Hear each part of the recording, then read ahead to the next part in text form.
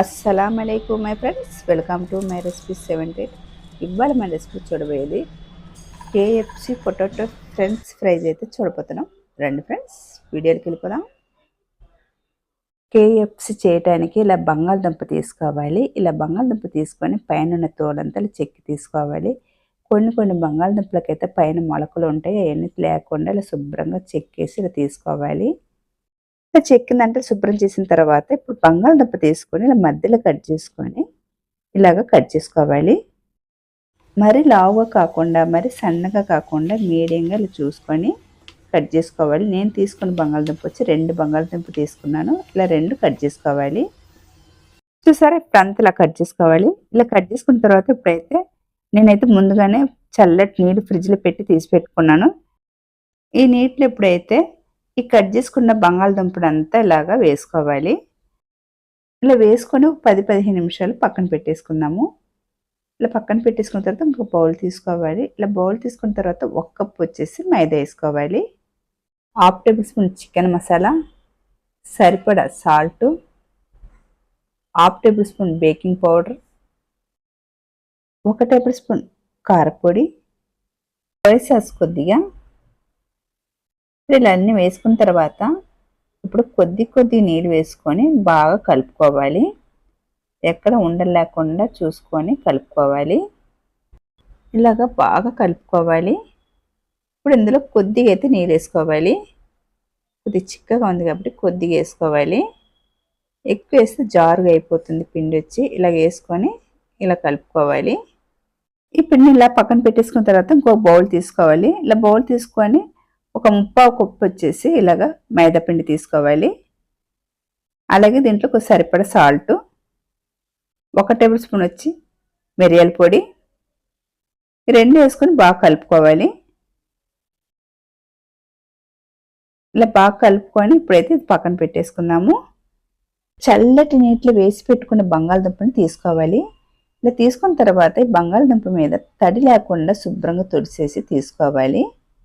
ఇలాగ తడి లేకుండా తీసుకుంటేనే బంగాళదుంప వచ్చేసి మన పిండిలో వేసినా సరే అంటుకుంటుంది. లేకుంటే పిండి అంటుకోకుండా ఇంకా నీళ్ళు ఎక్కువ అయిపోయినట్టుగా జారిపోయినట్టుగా అయిపోద్ది.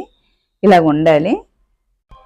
ఇప్పుడు ముందుగా కలిపి పెట్టుకున్న పిండిలో ఈ బంగాళదుంప అంతా వేసుకొని బాగా కలుపుకోవాలి.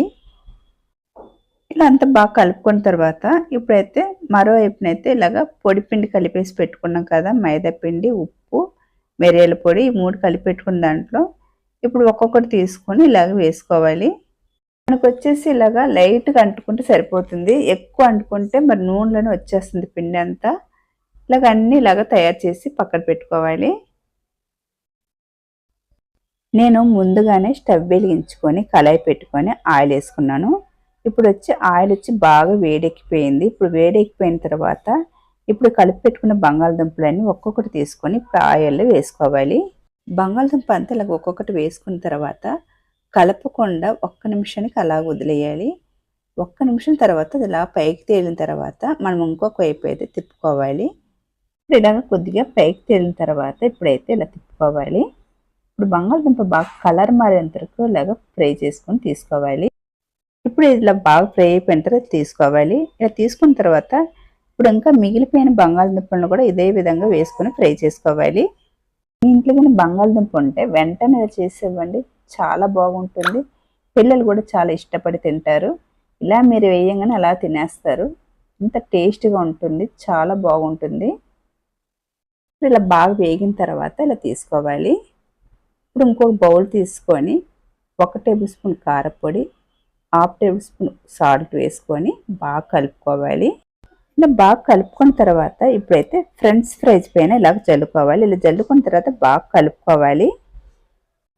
ఇలా బాగా కలుపుకున్న తర్వాత పక్కన టమాటా కెచప్ పెట్టుకొని ముంచుకొని తింటే చాలా టేస్ట్గా ఉంటుంది. మీరు ఒకసారి తప్పక ట్రై చేయండి. క్రంచిగా అండ్ క్రిస్పీగా కేఎఫ్సి పొటాటో ఫ్రెంచ్ ఫ్రై అయితే రెడీ అయిపోయింది. మీకు నచ్చితే కనుక మీ ఫ్రెండ్స్ అండ్ ఫ్యామిలీకి షేర్ చేయండి. అలాగే లైక్ చేయండి, షేర్ చేయండి, సబ్స్క్రైబ్ చేసుకోండి. చూసేవారైతే ఒక లైక్ అయితే కొట్టేయండి. బాయ్ ఫ్రెండ్స్, మరొక వీడియోలో మళ్ళీ కలుద్దాం. బాయ్.